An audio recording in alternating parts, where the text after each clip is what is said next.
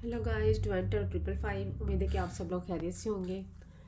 मेरी आज की रीडिंग का टॉपिक है what are my viewers current energies. कि मेरे व्यूवर्स की क्या एनर्जीज़ हैं आजकल, उनका थॉट प्रोसेस कैसा हुआ है। फिर इसके बाद मैं आपको गाइडेंस भी दूंगी। ये एक जेंडर कलेक्टिव और टाइमलेस रीडिंग होगी। जेंडर स्पेसिफिक नहीं होगी, कोई भी इसको देख सकता है। कलेक्टिव होगी, इसलिए जितनी आपकी सिचुएशन से रेजोनेट करे उतना पिक करें। ज़बरदस्ती अपनी सिचुएशन में आपने चीज़ों को फिट इन नहीं करना। और जब भी आपके सामने से गुजरेगी, आपका उस वक्त का मैसेज होगा। पॉजिटिव माइंडसेट के साथ देखिएगा। जानने की कोशिश करते हैं आपका थॉट प्रोसेस आजकल कैसा है, उसके बाद आपको गाइडेंस दी जाएगी। डिवाइन टारot 555 को यूट्यूब, इंस्टा, फेसबुक, टिकटॉक पे फॉलो करें। आपकी फॉलोशिप सब्सक्रिप्शन मेरे लिए एक सपोर्ट होगी। टैरो रीडिंग सीखने के लिए और पर्सनल पेड रीडिंग्स के लिए आप मुझसे कांटेक्ट कर सकते हैं। डिवाइन टारot 555 की डिस्क्रिप्शन में मेरी कॉन्टैक्ट डिटेल्स दी हुई हैं। चलिए स्टार्ट करते हैं।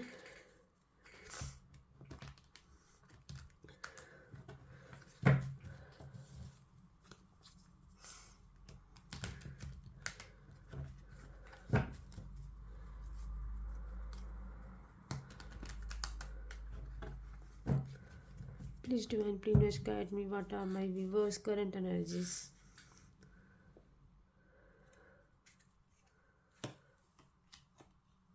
King of Sword, Aquarius, Gemini, Libra, Air element. Again, Knight of Sword, Aquarius, Libra, Gemini, Two of Swords. Again यहाँ पे एयर एलिमेंट बहुत ज़्यादा जो है ना उसका इन्फ्लुएंस है। मतलब ज़्यादा लोग जिनके एक्वेरियस, जेमिनाई, लिब्रा स्टार है उनसे रेजोनेट करेगी रीडिंग। लेकिन ये क्योंकि हम रीडिंग जो है स्टार्स से रिलेटेड नहीं कर रहे, हम टैरो से के रिगार्डिंग कर रहे हैं।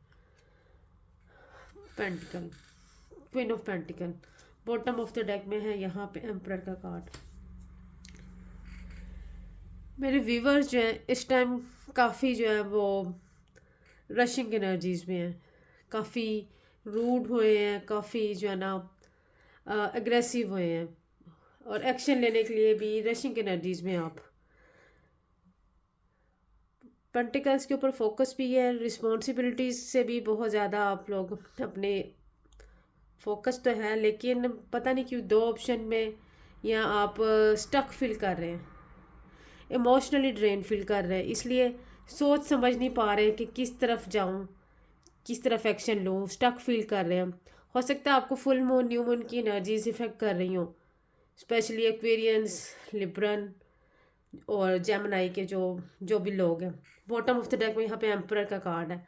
मतलब आप बहुत ज़्यादा जो है ना इस टाइम एग्रेसिव, रूड हुए हैं और चाहते हैं कि चीज़ों को जल्दी जल्दी कर लें और एग्रेसिव मूड में, रशिंग एनर्जीज में बहुत ज़्यादा इस टाइम आप जो है ना इमोशनली अपने आप को ड्रेन फील कर रहे हैं। इमोशन से तो आप काम बिल्कुल नहीं ले रहे, सिचुएशन को अच्छे से देख नहीं रहे। ये जो टू ऑफ सोर्ड्स का कार्ड यही बता रहा है कि आप सिचुएशन को ना देखना चाह रहे हैं, ना समझना चाह रहे हैं, सिर्फ एक्शन लेना चाहते हैं और एग्रेसिव मोड में अपनी अथॉरिटी, अपने रूल्स रेगुलेशंस को थोपना चाह रहे हैं। चाहते हैं कि चीज़ें आपके मुताबिक हों और जल्दी जल्दी रशिंग एनर्जीज में आप एक्शन लेना चाह रहे हैं। अपने राइट के लिए लड़ना ठीक है, बेहतर बात है, लेकिन रशिंग एनर्जीज में मत जाएं। चीज़ों को देखे, सुने, समझे बगैर किसी चीज़ की तरफ एक्शन मत लें। पेंटिकल्स पे फोकस रहें, अपनी रिस्पॉन्सिबिलिटीज़ पे फोकस रहें और वेटिंग एनर्जीज से भी आप डील करते हुए दिख रहे हैं यहाँ पे। पर ऐसा है कि आप डिसीजन मेकिंग साइड पे बिल्कुल नहीं आ रहे, क्योंकि डिसीजन लेना आपके लिए बहुत मुश्किल हुआ है इस टाइम।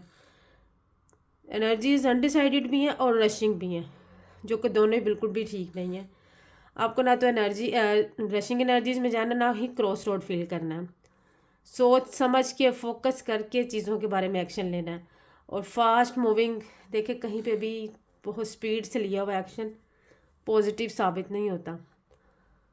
इस टाइम आप बहुत ज़्यादा रशिंग एनर्जीज में हैं, रूड हुए हैं और सिर्फ अपनी चलाना चाह रहे हैं और समझ रहे हैं कि बस मुझे ये चीज़ जैसे तैसे करके हासिल करनी है। लड़के इमोशनली आप ड्रेन फील कर रहे हैं। इमोशंस तो आप एक्सप्रेस नहीं कर रहे हैं, आप सिर्फ अपने एक्शंस से लोगों को बताना चाहते हैं या कुछ भी हासिल करना चाहते हैं। देखिए, फास्ट, फ्यूरियस और रशिंग एनर्जीज में मत जाएं। सिचुएशन को देखें, जैसे कि आप देख ही नहीं रहे, आप समझ नहीं पा रहे कि मुझे जाना किधर है, लेकिन फिर भी आप तेज़ी से एक्शन लेना चाह रहे हैं। कोई पर्सन है, हो सकता है आपका वेट भी करा और आप खुद भी किसी की वेटिंग एनर्जीज में हैं। तो ठीक है, आपके लिए इस सिचुएशन में गाइडेंस देखते हैं।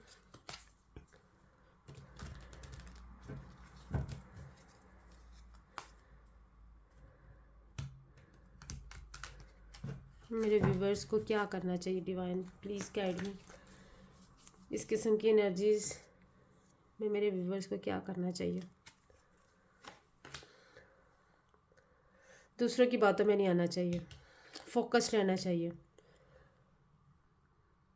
क्योंकि आप इमोशन से डील ही नहीं कर रहे। आपको अपने दिल की सुननी चाहिए, अपनी ग्रोथ पे फोकस करना चाहिए और बड़ा रिलैक्स होके, बजाय कि किसी तीसरे पर्सन की बातें सुने, वो आपको लीड करे। देखिए, जो आपके दिल का फैसला होता है वो सबसे बेस्ट होता है।